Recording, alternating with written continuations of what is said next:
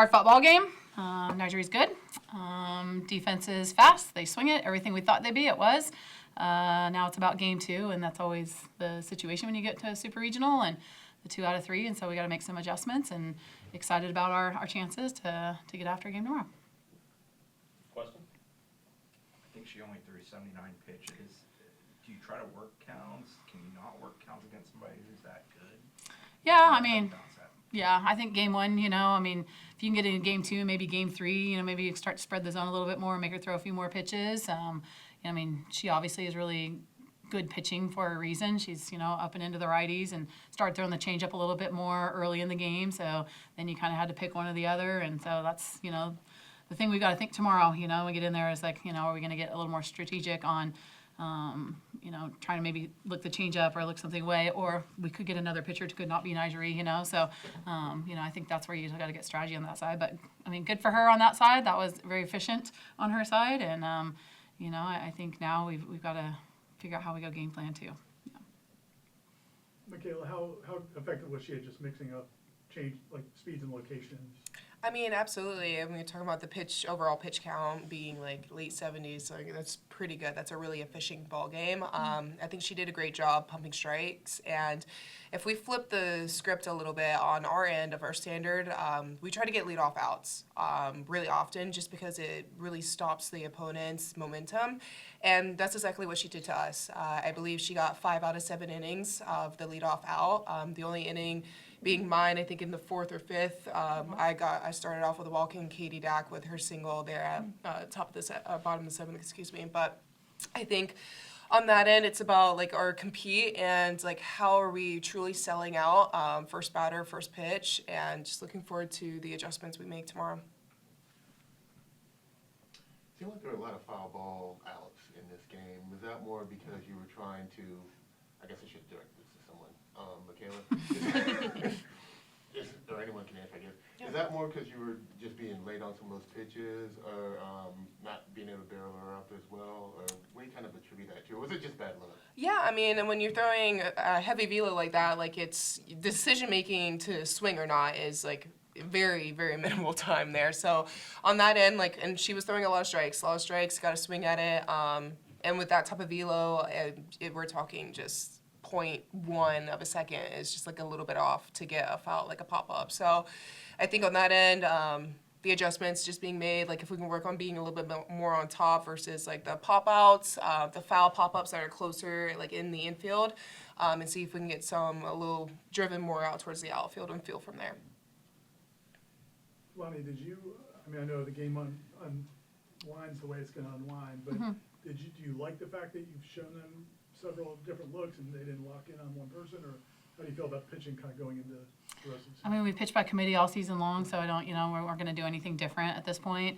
We knew that they weren't a big strikeout team and they're going to put the ball in play, so we had to give some different looks. And I don't think we've overshowed too much, and we are who we are at this point, you're not really hiding so much. You're just going out and trying to compete and play. And so yeah, I think we got comfortable out there. Ashley's been in situations like that before, but I think Julie came out there, was pretty comfortable, and Anna's pretty comfortable, or Annabelle's pretty comfortable. So, still have Jazzy to go to, if we want to get her out there and get some looks there and mix some speed. So, yeah. So, it's me versus you at this point, and tomorrow it is grit time and our backs are against the wall and we got to go compete, So, just not hiding a whole lot on that. Michaela, you talked about going into the postseason, handling the pressure that comes with it being your last time around. With backs against the wall going into tomorrow, how do you process that, handle it, channel it to a good manner for the game? I think first things first, we need to accept today's loss and learn from it. And I think the only way to truly go for that is the acceptance piece. Like, we can't go back in time, and to be present, to live in every single moment tomorrow, that's what's going to have to take for us to get the win. All 21 of us being present and just accepting our process for what it is. If we're getting hard ground balls, that's a win, and we're just trying to celebrate all the little things, because we know that it takes one swing, one pitch during a ball game to make the difference. So. I said you guys aren't in this position very often. How do you feel like you guys are going to come back in the locker room, bounce back as far as your mental state and also emotional state? Yeah, I mean, kind of just like what Mick just said. I mean, accept it and kind of move on. We have a lot of information on them, and just outsmart them and just do what we do and continue to do what we do regardless of who they put out there tomorrow. Yeah.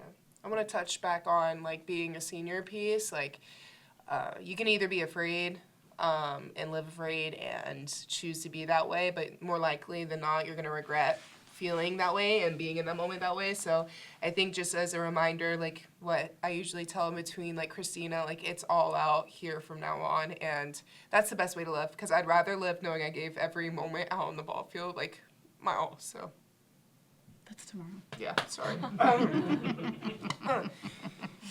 I still get emotional. Good. Last thing, just like, did you feel, I mean, obviously Kennedy deserves a ton of credit, but did you feel like your approaches were where they need to be, or is that something that you guys gonna get better with? Yeah, I mean, obviously get better with, as we go through it. She's pretty efficient, but I mean, we prepped all week, well, our one day of practice all week because we got the Thursday game. So, but I mean, she's good. Like, she's good. So it's not like you're going to go prep and be able to knock her around the yard. Like, you got to get in there. And I think in the beginning, maybe we were a little bit like, oh, here it is. This is what we prepped for versus like, here it is. Let's get after it. So that maybe could be a little mindset difference. But, it's a little bit of a unicorn pitch. When you're talking 70 to 73 miles an hour, you don't see that every day. And it's got up and it's got sweep and it's got all kinds of movement. So I think, everyone's like, hey, you practice hit it. It's just not that easy to do. So now that we've got some chances at it and they're flipping some change-ups too, like now you have to make decisions, which one do you want? Now you're talking sitting pitches, against someone that's pretty elite. So so we went out there. We definitely put it to the test. We tried it. Now tomorrow we got to be a little bit better at it, So, yeah. So I definitely think that when we get back in here tomorrow and we just kind of work on our scouting, we'll have a different plan, and you just got to go for it. And, like I said, backs against the wall and get after it. So, yeah. Is it tougher to have the short game against somebody who goes with that rise ball? Because I saw you had in the fifth inning where you had first and second with one out.